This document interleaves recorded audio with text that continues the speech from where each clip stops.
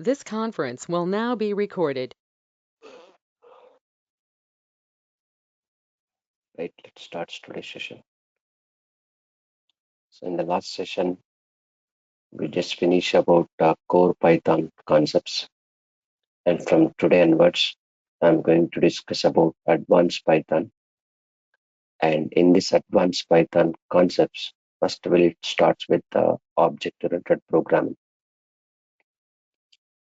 See, Python is structured-oriented. We will discuss many data structures.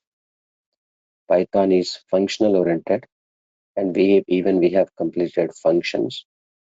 Okay, how to prepare function with the name, how to call the function, all these things. And Python is a object oriented. Now we are talking about object oriented programming. So object oriented programming. Okay, object oriented programming. These we can call it as OOPS concepts. OOPS concept. There is no meaning of yes here. The only apostrophe yes. Okay, there is no meaning of yes like system or software or service, nothing. Only object oriented programming. So here, if your programming language is object oriented, then what are the main advantages? Advantages means what? Benefits. Actually, what are the benefits means security, sir. Security we can provide to our code. Next advantage or benefit is reusability. Reusability. And next thing is application enhancement. Application enhancement. Enhancement, application enhancement. This is security, reusability, application enhancement.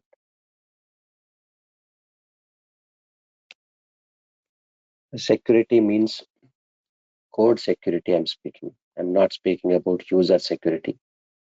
Code security means whenever we write logic code in one class, the class code should be secured for not accessing into other classes. Okay, within the class only you have to provide to access. So in that case, security implementation is possible for do not access any variables and methods into outside the class. So code security is very clearly achieved with the help of object-oriented programming.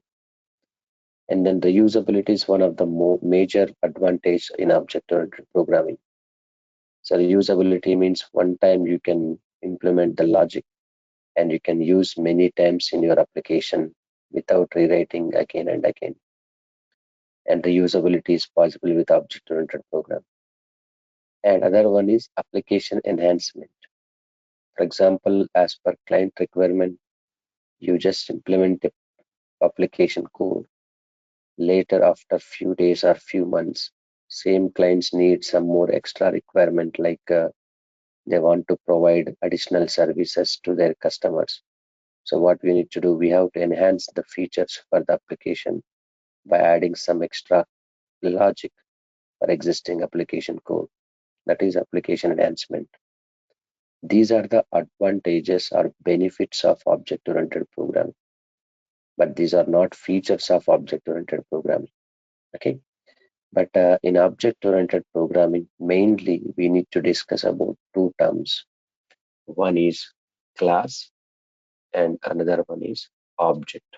These two terms will be involved every time while writing script of object-oriented programming. So here, what is class? See here, class is a collection of variables and methods. Yes, inside the class, generally, we will include collection of variables and methods. Class is a collection of variables, variables and methods. Variables and methods. Yes, class is a collection of variables and methods. You can include any type of variable. There are so many types of variables out there.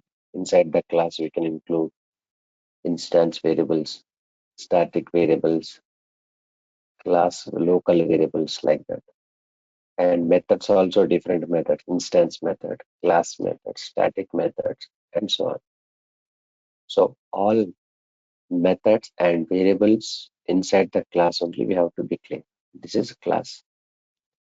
And implementation also we can do with the methods and variables only. Okay. So that's what a class is, a collection of variables and methods. Next, one more thing, object is there. Object is an instance of class. Object is an instance of class, or it is used to represent a class. It is used to represent a class actually. What is an object? It is instance. Instance means reference. Who will refer the class? Object will refer the class. It is instance of class or it is used to represent a class. That's what you can see. It is object-oriented programming. I'm saying like class-oriented. Heading is object-oriented. So object will be involved. Object through we will do more things. Suppose after implementation of the class with all group of variables and methods, if you want to access that implementation or if you want to consume that, then we need to create object for the class. Compulsory it is. So these two terms will be involved in object-oriented programming every time when we implement the logic. But apart from class and object, any programming language wants to become as object-oriented, then that programming language must and should satisfy the following features. So these are features of object-oriented programming. Features of object-oriented programming. So what are the features of object-oriented programming? One is encapsulation. Next one is abstraction. Next, polymorphism. Next, inheritance. These are the features of object-oriented programming. Encapsulation, abstraction, polymorphism, inheritance. See, today I'm going to discuss what is what, okay, what is encapsulation and abstraction, polymorphism, inheritance.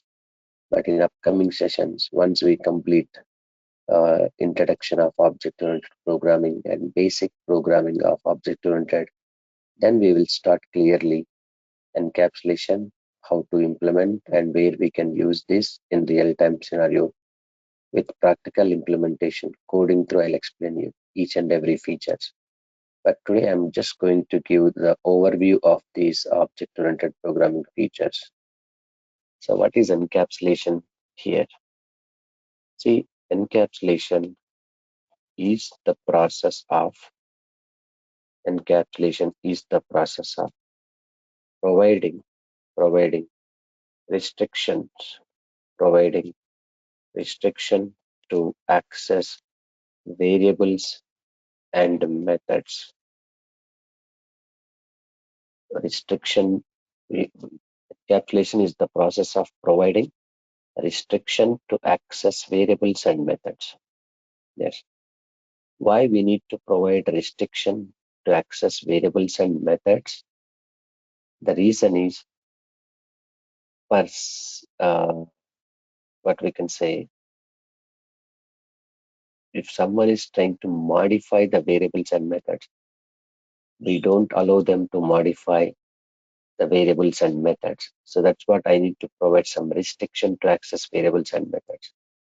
So actually why we need encapsulation means why we need encapsulation means why we need encapsulation means to prevent the data from modification. To prevent the data from modification, we can say that. Yes. If someone is trying to modify your data, we can prevent that. We can prevent that. So in that way, we can provide restriction. But generally, how do we achieve encapsulation mechanism means we can achieve we can achieve the encapsulation. We can achieve the encapsulation by using private variables and methods. Private variables and methods means we have to make our variables and methods are private only. Private means what? We have clear restriction. Yes. So for example, the variable is private or method is private, that can be able to access only within the same class where we declare. In case you can say a variable is a public and method is a public, that can be able to access anywhere. There is no restriction. So public variables and public methods are having no restriction, and that can be able to access at any time and anywhere in our program. But if you want to provide restriction to access your variables and methods, and we can make the variables and methods are private. Private variables and private methods can only be accessed where we declare them, and outside the class has no permission. So in that we can provide restriction to access our variables. Generally, why we need to provide restriction to our variables and method means if to prevent the data from modification. If someone is trying to modify the variable data or someone is trying to modify the method logic, that I don't want to allow. So just make the private variables and methods. That's not possible. So this is exactly encapsulation. We'll talk about this encapsulation in detail in upcoming session with practical implementation one by one feature. And abstraction is the process of hiding the implementation. Abstraction is the process of hiding the implementation but providing the service. Providing the service. Hiding the implementation but providing the service. Abstraction is the process of hiding the implementation but providing the service. Why we should hide the implementation? For security reason. Suppose I have a logic, I implement lot of logic according to my application requirement. But same, some other programmers are asking some logic, for example. If I disclose my logic to everyone and I feel that there is no security for my code, so what can I do that? I can hide the implementation, but through my implementation, what result and service, what result and service I'm getting, same result and service I can share to other programmers or other classes.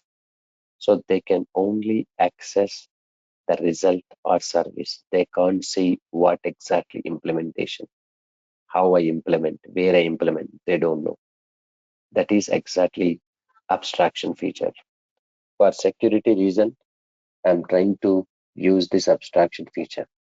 Implementation can be hide and accessibility can be open. Means logic code is completely hide. Logic code I'm not going to disclose to anyone. Through that logic code, what service, what result I'm getting, that service I can share to them. They'll only access the result or service. They don't know what I implement, how I implement, where I implement, no matter it is. So for security reason, in general, we use abstraction in our object-oriented programming. This is also one of the important feature in object-oriented programming. Suppose you can see so many concepts under comes into abstraction. For example, you are accessing some website in our daily life. Suppose for doing transactions, banking transactions, all those things, you are going to visit a website like icicbank.com, sba.com, like that. So that website is only providing service to you, service to customers, service to bank account holders, to do some transactions, to send amount, to receive amount, all those things like this. Okay, but you can't see that what was the logic behind that. So are they provide logic or implementation part to the every customer, how their transaction is implemented internally? No, they are only provide a service. You have to utilize the service. You should not know that what was implementation behind this. This is abstraction. And at the same time, for example, you are you brought a product from a particular showroom or something. So after working that product 1 month after, then product is not going to be work properly. For example, imagine that. And simply what we need to do, you have to raise the complaint to customer care people, so they will send some service person to your home. And the service person responsibility is what? He will check the product, what is the problem, and he'll rectify, and he will leave that premises. So you can't ask them, no, what is the problem? If please tell me what you did next time whenever we face this problem, same thing we'll did from our end means they'll not disclose the information because they are only service providers. You are only service receiver. You need not to know that implementation, what they did. Okay, that is hide the implementation. Implementation part they'll hide, but only they'll give service. So here also in logically, so many actions we will perform, so many services we can perform on the web especially. But all the services, all the transactions, all the works what we done in web daily basis. So behind the scenes there was lot of actions will play, but that action result we will not see that. So only that they are providing services to customers only. So this is abstraction feature. We will also implement abstraction in our object-oriented programming. And then third feature is polymorphism. Poly means many and morph means behavior. In term polymorphism, poly means many and morph means behavior. Morph means behavior like this. Morph means behavior. In term polymorphism, poly means many and morph means behavior. For example, if we take in object-oriented programming, uh, if we take any function, okay, or method. So generally we call previously in core Python point of view, we create a function with def keyword. But same functions whenever we try to create now onwards, especially in object-oriented programming, under the class what we created, that you can pronounce as method. Okay, so pronouns is different, but there is no difference between function and method. You can call anyone.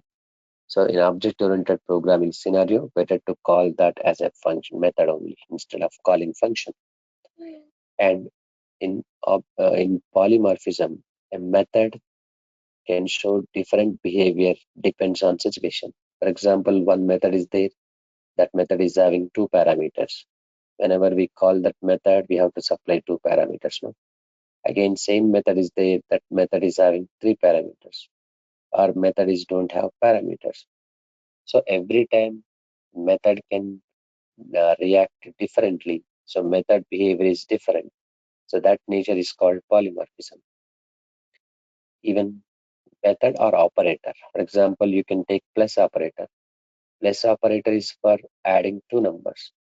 Same plus operator is for concatenation of strings. So operator is only one, but it's doing multiple behavior, multiple tasks. That is polymorphism. But here, for example, as a human being, we are the best example of polymorphism nature because depends on situation, our behavior is there. Our behavior is with our family member is different. Our behavior with friends is different. Our behavior with outside the person's different. One person can act differently. That is polymorphism nature. And generally, polymorphism can be of two types in Python oriented. Like one is static polymorphism, or it also called as actually compile time polymorphism. Next one is dynamic polymorphism, or it also called as dynamic polymorphism, or we can call it as uh, static dynamic compile runtime. Yes, runtime polymorphism.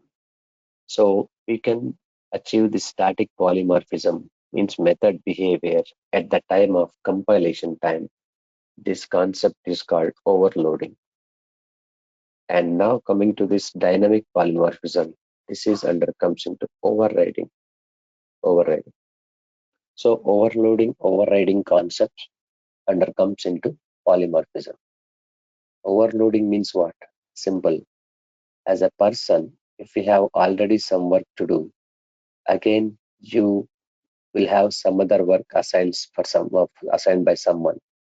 So you will get overload because you have to do keep on extra tasks. And overriding means in place of that existing task, new task assigned. That is overriding. In place of that, we have to do other task. So overriding means replacement technique. Overloading means refinement technique. Every time you should keep on changing the code during the compilation of the program. That is overloading. And that automatically the code gets changed or code gets replaced during the execution time, during the program execution time. That is overriding. So overriding concepts under comes into polymorphism. We'll talk about this overriding with practical implementation, with program oriented in later sessions. And next, coming to this last feature, but not least very important, inheritance is there. Inheritance is one of the important feature of object-oriented programming. Inheritance is the process of creating new class from existing class. Inheritance is the process of creating new class from existing class. Here, in this inheritance process, existing class is treated as parent class or base class, base class, base class, or superclass. In inheritance process, existing class is treated as parent class or base class or superclass. Newly created class is treated as inheritance process. New class means that is child class or derived class or subclass. This is subclass. Existing class, that is parent class or base class or superclass. New class means child class or derived class or subclass. Okay, so that is the case. So it is the process of creating new class from existing class. But the main advantage of inheritance is the reusability and extensibility. Means in inheritance process, generally, whatever we have implementation in the parent class, that implementation by default available to the child class. That means child class will get always all features from the parent class. Just like how we get properties and assets from our parents by default. Same here in object-oriented programming. What logic you implemented in parent class, that logic by default will come to the child. Child can able to access all functionalities of its parent, but parent can never access child functionalities. So in this case, inheritance through what we will do, we can achieve reusability and application enhancement. Reusability means what? So reusability means once we write the object-oriented programming logic in one class, that same logic we can able to extend into other class. That is reusability case. So reusability means this is an existing class and base class, super class can be used into child classes, derived classes, subclasses. This child classes will get from parent class. You can use any terminology. The combination is fixed. Like child means parent, you have to say that. Derived means base, we have to say that. Sub means super, you have to say that.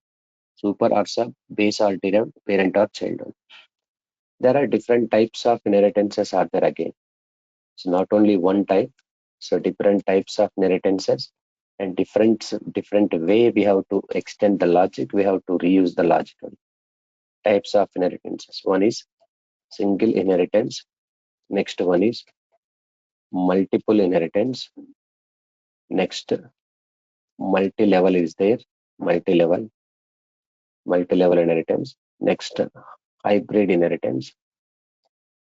Hybrid inheritance. Next, hierarchical inheritance. Hierarchical inheritance. These are all inheritances we'll discuss clearly when I start with inheritance concept. Single inheritance means what? How we should work with single inheritance. Multiple, multi-level, hybrid, hierarchical. These are all inheritances. How to work with that, we'll discuss. But main advantage of inheritance is reusability and extensibility. Reusability means whatever we have implementation in parent class, that directly we can able to use into child class without re-implementing again in child class. So this is the features of object-oriented programming, and this is the basic introduction of object-oriented programming. Okay, so I'm going to start programming part. Before going to start programming part, I need to give some two syntaxes here, because mainly in object-oriented programming, you need to know how to prepare a class. So I'm giving syntax to create a class. Syntax to create a class. Syntax to create a class. So what is the syntax to create a class here? You can see it. So generally, the syntax to create a class is different in Python as well as different in other existing languages like Java, C#, .NET or something. So here only you should focus the syntax of Python way also. So I'm creating syntax to create a class name I'm giving here. Okay. Example is class is a keyword, class name is student, for example. And I strongly recommend to use a class name starting letter as capital. This is just in a real-time naming convention. And even if you don't give the starting letter as capital also, no problem, it will work. But just try to habituate to write this class name starting letter as capital. Okay. And colon is compulsory here. This is the class keyword and class name is there. And only class is not enough in object-oriented programming. And after implementing the class, and we have to consume the class functionalities, then how to consume the class functionalities? So by creating object of its class. So how to create object to the class? Here I'm taking syntax to create object to the class. Syntax to create object to the class. So what is the syntax to create object to the class here? Simple. Object reference variable name or object name, anyone you can take, equals to class name. Example, object reference variable name is S equals to what is your class name? Student. Now you can see object reference variable name means the variable which is used to refer an object is called object reference variable, or else we can say object also. This is object. In this case, S is an object. This is going to represent always what class? Student class. This is the class name. And later, whatever you implement in this student class, the functions, okay, methods, variables, every logic, we can able to consume by using this object only. Okay. So this is class creation syntax and object creation syntax. Let's try to implement a program quickly. So today we'll see a basic programming structure of object-oriented programming.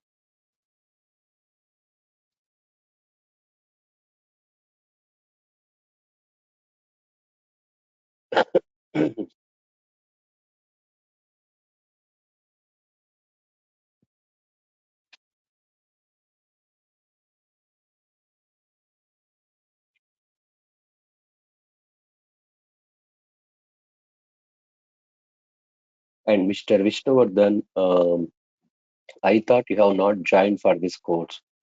So I'm extremely sorry for that. Yesterday I went to my institute.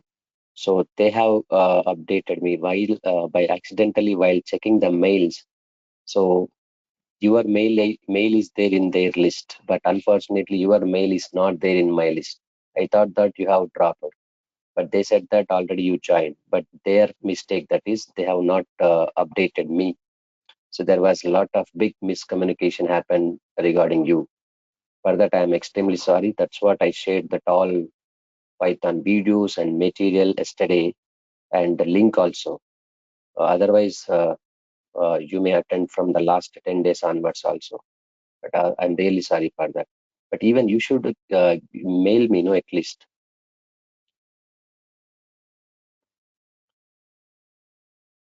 So, and this batch, you have joined for complete package course, I think so. So already I have started Django also at 8 a.m. after finishing this. So if you want to join with Django, you can continue with 8 a.m. also. Django link I'll provide to you in our WhatsApp group. Okay, if you want to join, or else if you don't have time to join at 8 a.m., so you just wait for completion of this 7 a.m. Python. Then after that, we'll start Django at 7 a.m. Then you can able to join and decide that and tell me. But anyway, I'm sending Django videos also, which we completed already. Those who are opted for Python package and those who are attending my Django sessions at 8 a.m. So I have uploaded some Django videos, Django complete material also I have uploaded. And moreover, we have WhatsApp group for Python students. I'll send the WhatsApp group link also. Okay. And at the end of the session, please let me know that you like to attend Django also parallelly at 8 a.m. So yes means I'll send the link for Django also to your mail now. Okay. You can decide that. Or else only if you want to attend, you can attend this Python only at this moment. Later, if you want to join Django at 7 a.m., you can decide that. And at the end of the class, you can just tell me so that I can share the link for Django also at 8 a.m. Immediately after this, we will cover Django sessions. And this is our project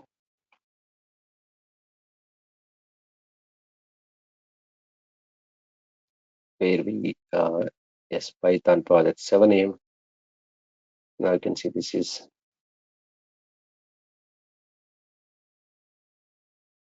yeah, previously we completed core Python and now going to start with advanced Python programming, that is object-oriented programming. And here I'm showing one class how to prepare here. So this is my class preparation, then class keyword is required, and class name is just I'm taking student. And now here I'm just creating some description about my class. So this is a student class. This is a student class to display student details. Student details like this. Sir, I want to get the description about the class. How I can get that? Simple. So we have a class now, student class. But to get the description or implementation, what was there in this class, to get complete description, there are two options are there. Option number one, directly you can use help of student class. Help is a built-in function to get help of any Python object. So help of student means we are getting this student class information. Now you can see. So help on class student in module main, class student. This is a student class to display student details. Okay. Yes. Other than this one, help of student. So we can create object to the class first. S is my object name. Student is a class. And to get the information related to this class, S dot underscore underscore doc doc. So what is this doc? Document. This is the special method in object-oriented programming. From now onwards, you can observe here, wherever I'm going to use this kind of special methods, like starting with a double underscore, ending with a double underscore, and which is the color called pink color combination. This is called special methods or magic methods, we can call it as. and S is my object reference. So this is having reference of the class. So obviously S dot documentation means S is refer what? Student class. Student class information we got this. This is student class and to display student details like this. Got my point? Yes. But this is just basic example, but I don't want to do this one. I want to implement some actual logic of the class. So this is student class. Let me take one constructor here, def underscore underscore init. Just observe clearly. Whenever I type init means initialization. That stands for. So it's a predefined. Okay, it's a predefined. As soon as when we press enter, automatically the initialization takes place of self is a special variable here. I'll talk about this initialization constructor part in tomorrow's session in clear detail. But today, just I want to introduce one simple program, how to implement object-oriented programming structure you can understand. So DEF is nothing but generally what purpose we use to define a function. But when it comes to here, to define a method, yes, it is a special method. And this is what actually constructor. Okay, I'll talk about this constructor rules and regulations in tomorrow's session. Don't worry. And you know, in Java point of view, as well as C Sharp .NET point of view, yes, the two languages also very powerful object-oriented programming languages. In their point of view, the constructor name should be same as class name. There was a rule in those languages. But when it comes to Python, constructor name is always this is only init underscore underscore init underscore underscore. So initialization we can say that. By default, constructor is having one parameter that is called self. Self is the first parameter of the constructor, and self is used to access current class members. So I'll talk about this self and init in clear details in tomorrow's session. Right now, I want to initialize the values for the constructor data like SID. Self.SID means student ID 1234. Self.SName equals to student name Sai. Self.SAddress equals to HYD like this one. Okay. So def underscore underscore init is a constructor. So when constructor will execute, as soon as when we create object to the class, then constructor will execute. Suppose here I'm creating object to the class S equals to student. This is object creation. As soon as when we create object to the class, constructor will execute. But constructor generally will do what? It will take initialization part. Initialization means values will be assigned to the variables. These values will be assigned to the variables. But after that, I want to display these student details. So display method I have to take. Method name can be of any name, not only display here. Any name we can take. Through this method, what I'm writing, just I'm writing my description. Student ID is, then self.sid. Print student name is, then self.sname. Print student address is. Just printing student details here. Student address is self.saddress like that. Okay. So this is what method. This method can be of any name. You can decide M1, M2, M3, and so on. And here I'm taking at this moment display method, display name, because I want to display student details. So here class is the name, class name is student, and this class is having a constructor here, and constructor through I initialize the values to the variables, and I'm taking method, this method through I'm displaying the student details. And now you can see S equals to student. When we create object to the class, who will execute by default? Constructor. After constructor execution, these values will be initialized to these variables. Then next, what we have to do, display method. Def display method. Display method, you know very well, method will execute only when we call. If we don't call these methods, method will not execute. So did I call any method now? No. Let's run this one. Nothing will happen in this case. But method you should call. But how to call this method? Normally in previous examples, Python function oriented, we just create a function and we call them by its name. But here we have to call with the name only, but this function is present in where inside the class. Who will represent this class? S will represent the class. So we have to call the method using object name s.display. So when we call this display method, and we are getting the result, student ID, student name, student address, like this one. Got my point? So this is what same structure of program we will be continuing in tomorrow session onwards, because this is the class creation, this is the constructor, this is the method, this is an object reference, and this object too we are calling methods only here. So same scenario, I'm going to show you all the examples. Try to understand. This is the basic structure of object-oriented programming of Python. Class this is, constructor this is, method this is. Constructor name is always underscore underscore init underscore underscore. This is initialization part. Method name can be of any name, not only display. You can take M1 also, M2 also, M3 also, like this. And constructor is having always first parameter, that is self. It's compulsory. And display method, any method also having first parameter is self.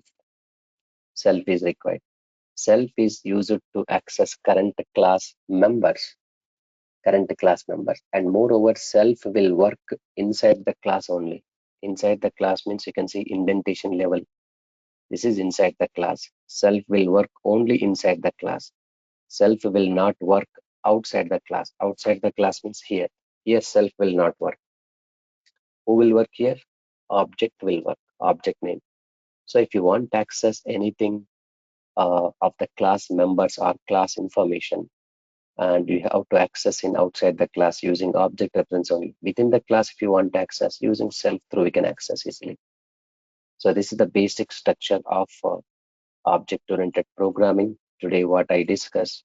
In tomorrow's session, I'll give you full clarity. What is this, and what is the difference between constructor and method?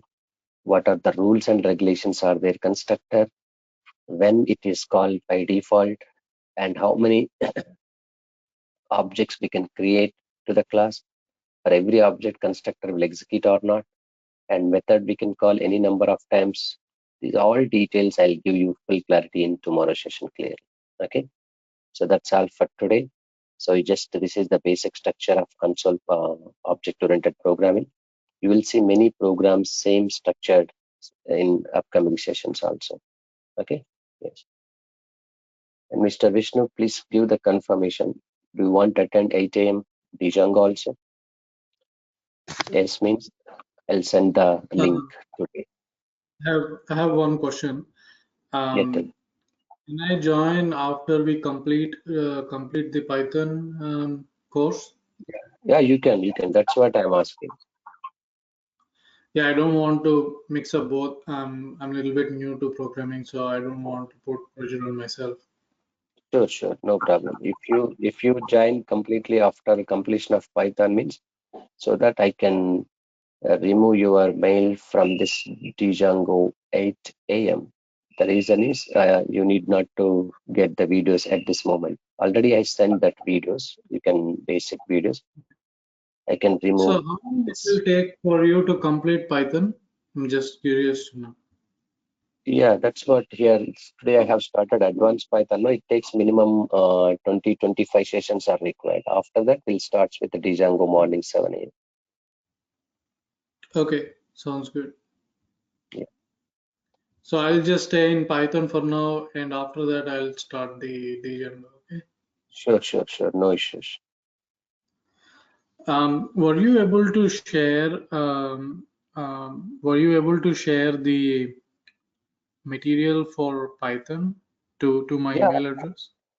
I have already shared, having and all core Python videos also have shared. Okay. Yes, I see a few emails. Just want to make sure it is all what you shared. Okay, cool. Yes, yes. Core Python videos I have completely sent yesterday up to what I took, and core Python material also I sent to your mail. And even I thought that you are going to join Django 5, 6 completed sessions completed. That also I have said, and Django material also said. No problem. Keep it with you. Then whenever we complete this Django or Python advanced, then we will go for Django at 7. Okay, sure. Thank you. Yeah. And Sweta, you don't want to join 8 a.m. Django? Means I'll cut your mail from here.